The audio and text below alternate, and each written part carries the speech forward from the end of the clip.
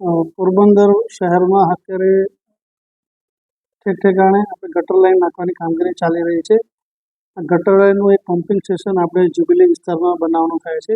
એ અનુસંધાને આ જે લોકેશન્સ છે ત્યાં જગ્યા પસંદ કરવામાં આવેલી, પરંતુ ત્યાં સ્થાનિકોની રજૂઆત છે કે બીજી વૈકલ્પિક જગ્યા મળે તો પાણીની ટાંકીની જગ્યા નજીક હોવાથી અન્ય જગ્યાએ આ એપીએસને ખસેડવામાં આવે.